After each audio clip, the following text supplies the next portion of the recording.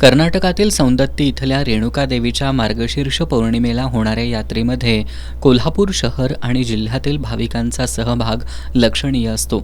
यावर्षी सुद्धा शहरासह जिल्ह्यातील भाविकांनी मोठ्या संख्येनं या यात्रेत सहभाग घेतला.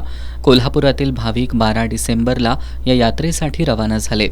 डोंगरावर पोहोचल्यानंतर निवारा उभारण्यासह तिथले पारंपरिक विधी करण्यात भाविक व्यस्त होते.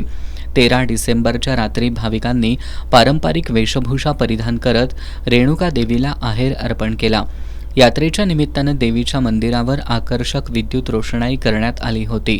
शनिवारी यात्रेचा मुख्य दिवस होता. या दिवशी सकाळपासून भाविकांची देवीसाठी नैवेद्य तयार करण्यासाठी लगबग सुरू होती. दही, भात, आंबील, घुगऱ्यासह वडी या पदार्थांचा समावेश असलेला नैवेद्य देवीला अर्पण करून पारंपरिक पद्धतीनं दुपारी परडी पूजन करण्यात आलं.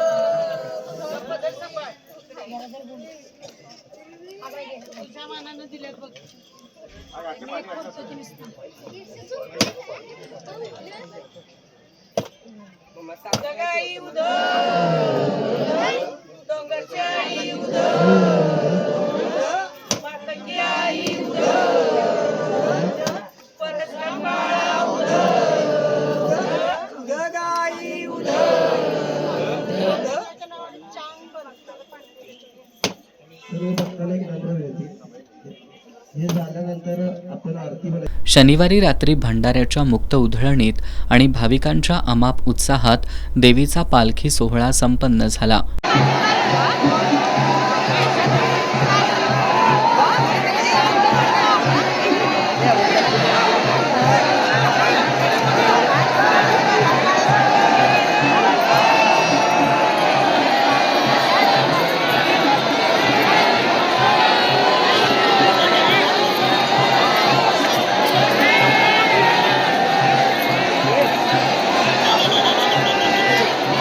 सौंदत्ती इथल्या रेणुका देवीच्या यात्रेच्या वार्तांकनासाठी कोल्हापुरातील सामाजिक कार्यकर्ते प्रशांत मंडलिक यांचं एस न्यूजला सहकार्य लाभलं.